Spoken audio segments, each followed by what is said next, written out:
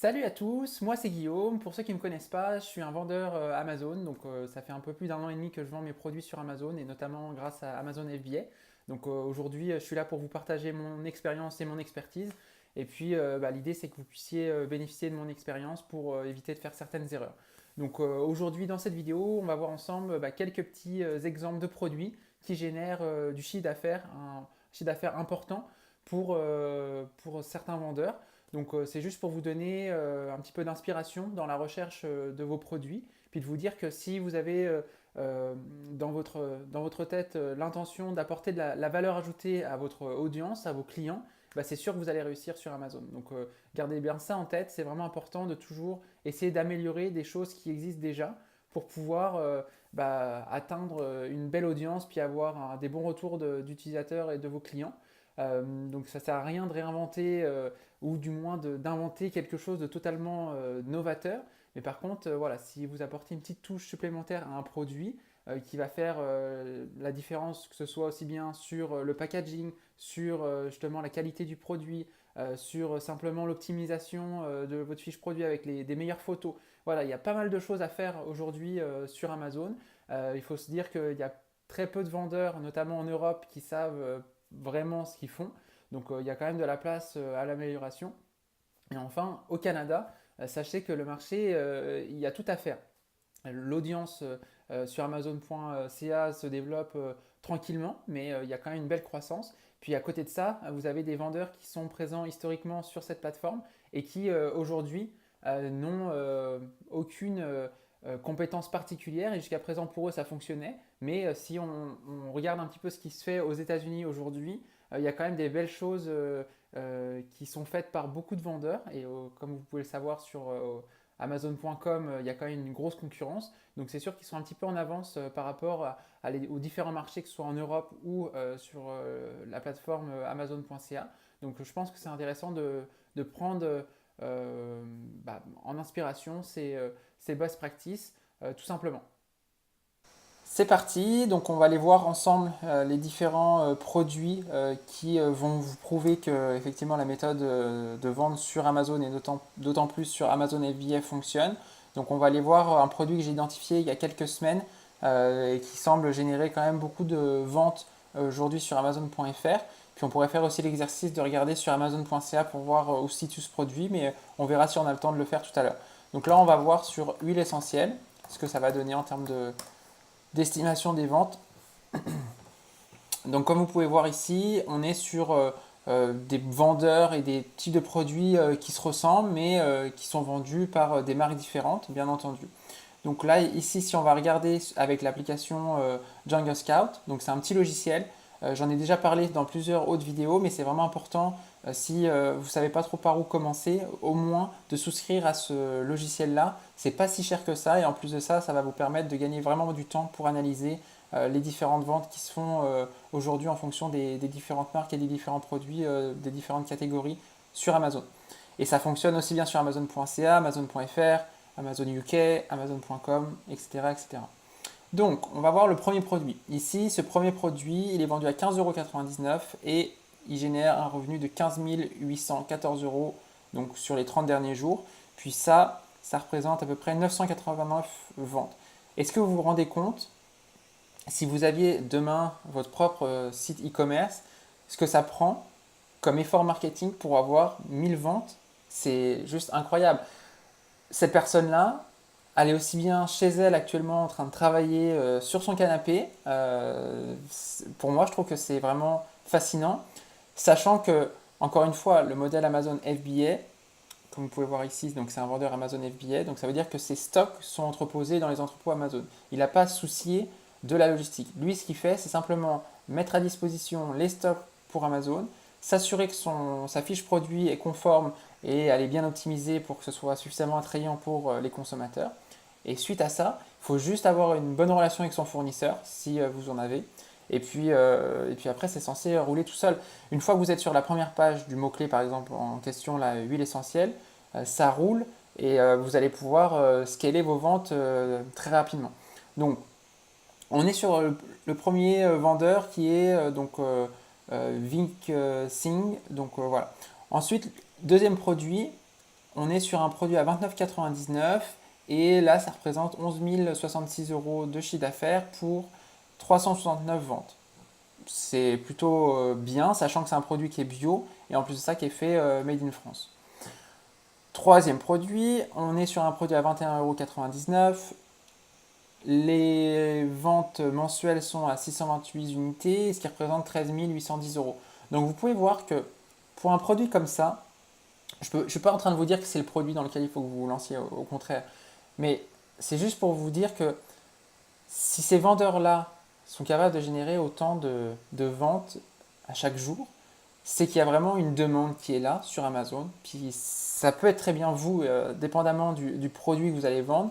Imaginez si demain vous vous lancez, effectivement ça va prendre quelques semaines, quelques mois avant que vous arriviez à ces chiffres-là, je pense. Mais par contre, si vous vous donnez les moyens, c'est sûr que ça va fonctionner. Puis je pense que c'est encore un bon moment, très honnêtement, de se lancer sur Amazon. Le marché est loin d'être saturé, surtout en Europe et surtout sur le marché canadien. Donc n'hésitez pas à prendre un risque, n'hésitez pas à vous lancer, à essayer, puis vous allez voir que de belles choses vont arriver. Donc ça, c'était sur la partie Jungle Scout, mais maintenant si on retourne sur un autre logiciel qui s'appelle Helium 10, donc c'est un logiciel que j'utilise fréquemment et j'aime bien comparer selon les produits, pour notamment quand je lance un nouveau produit, m'assurer que les deux logiciels proposent les mêmes estimations, ou du moins des estimations qui sont assez proches, pour éviter de se tromper sur le lancement d'un nouveau produit. Donc ici, effectivement, on est sur des chiffres qui sont similaires. Donc pour moi, ça me va, mis à part que effectivement, là, il me propose d'autres produits. Euh, hmm. Non, ça doit être les mêmes produits, j'ai rien dit, excusez-moi, je dis n'importe quoi là. Donc c'est bien, vous voyez aussi, ça vous donne des informations qui sont quand même assez intéressantes, notamment sur l'évolution des ventes. Donc vous pouvez voir que c'est pas non plus des ventes qui sont saisonnières, même si il y a quand même des fluctuations qui sont légèrement importantes et qu'il faut quand même prendre en considération, notamment si vous souhaitez avoir des ventes régulières toute l'année. Donc ça dépend de la stratégie que vous voulez adopter. Mais très honnêtement, c'est un produit qui peut être intéressant. Après, il faut voir la régulation par rapport à ce type de produit-là. Et puis encore une fois, c'est pas le produit là qu'il faut absolument retenir, c'est plus le côté les ventes qui sont générées chaque mois. Puis avec ces ventes-là, ça vous montre qu'il y a une demande. Puis s'il y a une demande, ça veut dire que vous pouvez très bien vous-même lancer votre marque dès demain. Donc ça c'est pour la petite technique pour trouver un produit, et c'est un produit que j'avais identifié, mais maintenant qu'en est-il si jamais vous souhaitez identifier les meilleurs vendeurs par catégorie?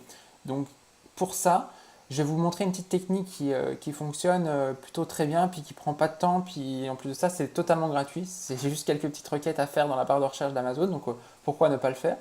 Donc là on va aller voir par exemple sur la catégorie animalerie, et on va tout simplement écrire le signe moins, puis un ensemble de lettres. On appuie sur Entrée, comme ceci. Et là, ça va vous sortir les top 100 vendeurs, donc les top 100 produits qui sont en vente actuellement sur Amazon dans la catégorie animalerie et qui génèrent le plus de ventes. Et donc ça, c'est un calcul qui est fait par rapport au best-seller ranking. Et donc c'est ce qu'on appelle, c'est le classement qui est proposé par Amazon en fonction des différentes catégories. Puis plus vous êtes proche de zéro, et plus vous avez de chance justement de générer énormément de ventes, parce que ça veut dire que vous êtes dans le top 10 des meilleurs vendeurs de la catégorie. Donc là, vous pouvez voir que lui, il est classé numéro 1, lui numéro 2, etc. etc. Donc si on reprend la même extension, donc Jungle Scout, comme ceci. Donc là, on va pouvoir voir que c'est une catégorie qui est un petit peu plus saturée, encore que il y a toujours des nouveaux produits qui sortent et qui sont toujours intéressants pour, euh, pour la catégorie animalerie. Puis, je ne sais pas si vous êtes au courant, mais les propriétaires de chiens, d'animaux de compagnie, que ce soit des chats, des chiens, etc., sont des acheteurs un peu compulsifs et si ils ont entendu parler d'un produit qui fonctionne bien et qui a un bienfait pour leur animal, c'est sûr qu'ils vont dépenser sans compter. Donc c'est vrai que c'est une catégorie intéressante, mais il faut savoir qu'elle est fortement concurrentielle dans le sens où beaucoup d'acteurs, et notamment beaucoup d'acteurs chinois, sont déjà présents sur ce marché. Donc, si on regarde les ventes, vous voyez par exemple le pèse personne ici à 35,99 €. Bon, lui, il génère 52 000 euros. Donc ça, c'est juste sur les 30 derniers mois, c'est juste incroyable. Moi, personnellement, quand je vois ça, je me dis, effectivement, c'est un produit parmi tant d'autres, mais vous voyez, par exemple, les autres vendeurs, là, tout ce qu'ils génèrent comme chiffre d'affaires, par exemple, lui, on va regarder, là, par exemple, Seva, là, c'est 6 000 euros. On va regarder sur Amazon Basics, là, 10,99 €. Ils vendent pour l'équivalent de 4 198 euros de produits. 380 de vente, c'est juste énorme. Effectivement, ça, c'est juste sur un produit, mais imaginez avoir un, deux, trois produits, puis vous faites ça sur une période de 12 mois, bah, faites le calcul, vous allez voir que ça va vous faire une belle entreprise.